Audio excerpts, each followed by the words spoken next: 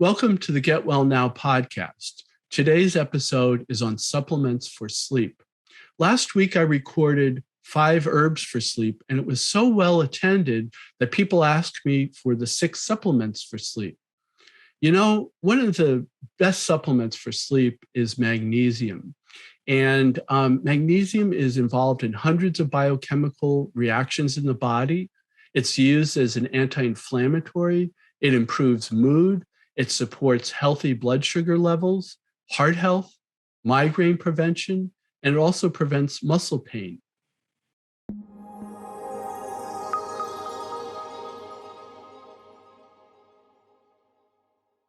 So, as I mentioned, one of the best supplements for sleep is magnesium.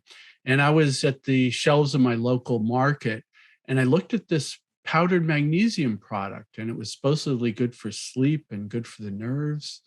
And I thought I should try it because magnesium is involved in hundreds of biochemical reactions. It's used as an anti-inflammatory. It improves mood. It supports healthy heart and blood sugar levels. It prevents migraines, and it can reduce muscle pain. But then I remembered magnesium's laxative effects, and I gave up that idea. So, one of the take home messages of today's podcast is if you're looking at magnesium supplements, make sure it's one that your patients can digest and absorb. And so, one of the questions are what are the most absorbable types of magnesium, and how can we lessen the laxative effect? So we can lessen the laxative effect of magnesium by taking it in divided dosages. In other words, not all the one diagnosis at once, and not the whole dosage at once. You divide it into one, 2 or 3 different dosages. So that will help. Of course, magnesium is usually best taken with a full stomach. So take it as directed. And then again, you may have to search for types of magnesium that are very well absorbed. Now, for a long time, I've liked the glycinate form. So the magnesium is a mineral, and it's always bound to a salt. And so magnesium glycinate is a type that I used for a long time and thought that was pretty well absorbed. But even for somebody like me that tends to lose stools, some types of magnesium glycinate I just can't deal with. So even if the salt is the same, in other words, magnesium glycinate, the quality can differ in the manufacturers. There's also different ways, my understanding is, of making magnesium glycinate. So bottom line is what I'm saying is some brands irritate my bowels and other brands don't. Now, since that time, I've learned about an exciting new type of magnesium, and it's good for sleep. And it's called magnesium threonate. And there's a study, I believe it was published in the Journal of Alzheimer's Disease, and they had older adults. These are adults 50 through 70 who reported concerns with memory, concentration, anxiety, and sleep. Now, isn't that like everybody that's dealt with COVID-19? Memory, concentration, anxiety, and sleep. So people with people who are older, my senior patients, people with chronic diseases, people with chronic viral infections, it's very common to have this combination of memory, concentration, anxiety, and sleep. And so the patients were evaluated on 4 aspects of cognitive ability. That was working memory, episodic memory, attention, and executive function. And executive function really means like skills in helping you set goals and plan and get things done. And the subjects were given magnesium threonate for 12 weeks. And basically what the researchers found is that the magnesium threonate got into the human brain cells. So that's significant. And that all of the participants had did better significantly in all the areas. And those areas, once again, were memory, concentration, anxiety, and sleep. So one of my main supplements for sleep is magnesium. And my favorite type of magnesium these days is becoming magnesium threonate. Melatonin. And so I'm kind of on a mission these days of reminding everybody that melatonin is that's right, melatonin is a hormone. And that's the reason why we don't want to take it continuously without testing or regards, or just to take it because we're taking it. So I think that one of the reasons I taught the class, or the little podcast on 5 herbs for sleep, is that I really think the herbals are safer than melatonin. And I do believe some of these other supplements are safer long-term than melatonin.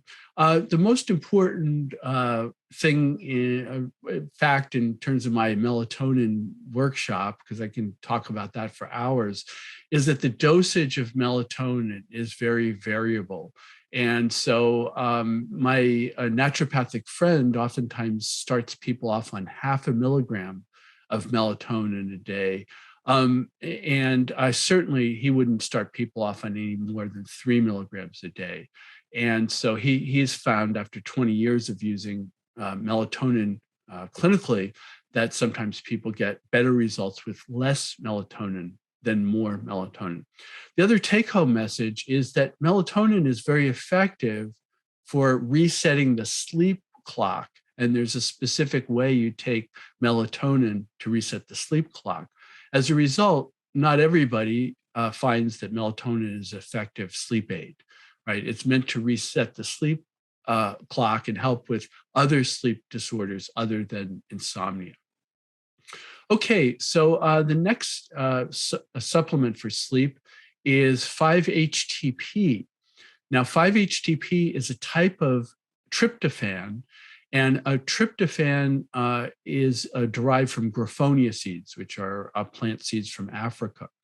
And the reason that we use 5-HTP from graphonia seeds is in the 1980s, the amino acid tryptophan, or L-tryptophan, was sold.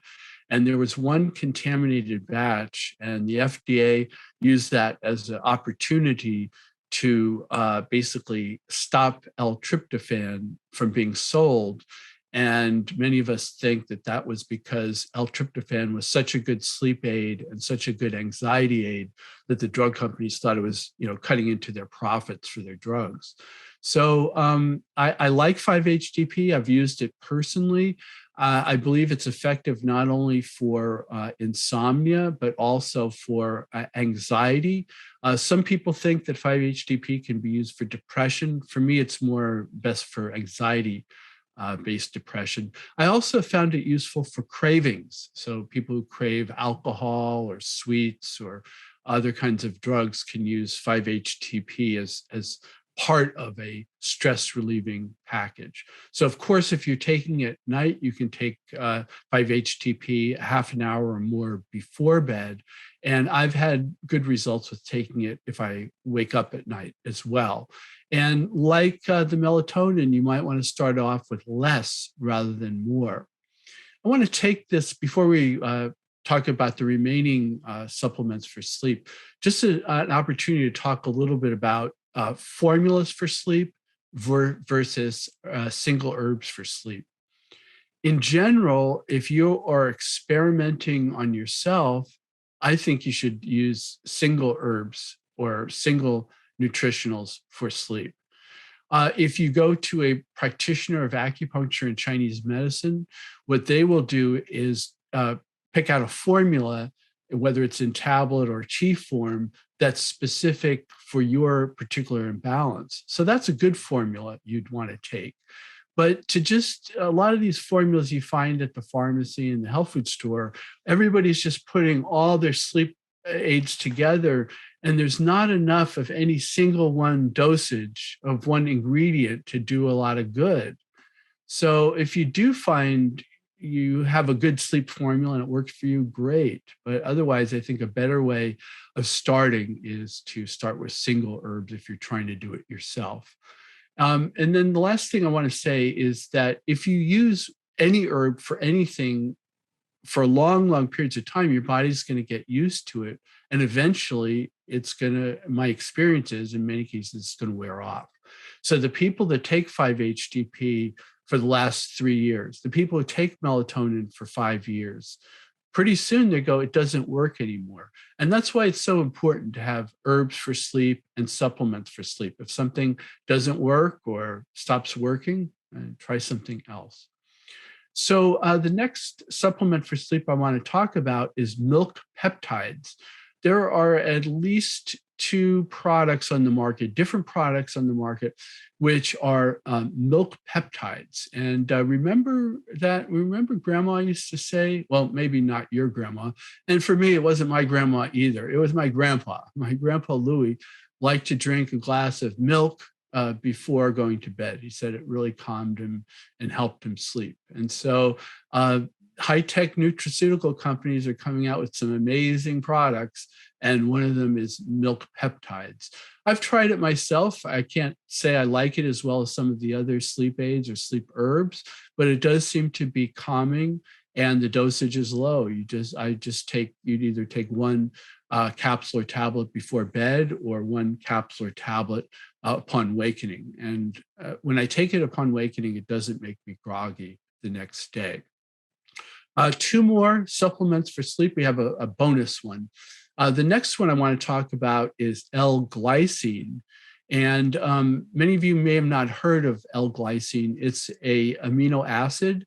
And the take-home message, if you want to use glycine for sleep, is oftentimes the dosage is larger. So when I was using that in the clinic, I would use powdered. People had companies that sold L-glycine in powder form, and we'd dispense it by the half a teaspoon or full teaspoon rather than the capsule.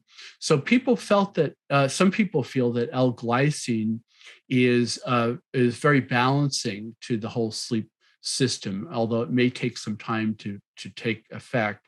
Another caveat about L-glycine is that some sources suggest that it be taken 1 to 2 hours before bed rather than right before bed. So all these supplements and all the herbs for sleep generally work much better if they're taken a half hour or more before you go to bed. But in the case of L-glycine, you want to take it at least 1 or 2 hours before going to bed. Now I want to talk about the special bonus for today in supplements. It's not really a supplement, it's regulated differently. Many of us don't know that there's actually a legal category of supplements called dietary supplements. And so most herbs and vitamins and nutritional supplements are marketed as dietary supplements in the United States. Now, cannabis is illegal in some states. In some states, it's available by doctor's note or doctor's permission. And then in a third category, like California, it's available for retail sales. And so I wanted to talk about cannabis in the supplements for sleep category. Is in the case of cannabis and sleep, I want to suggest things like pills, cannabis, THC pills. Consider tinctures.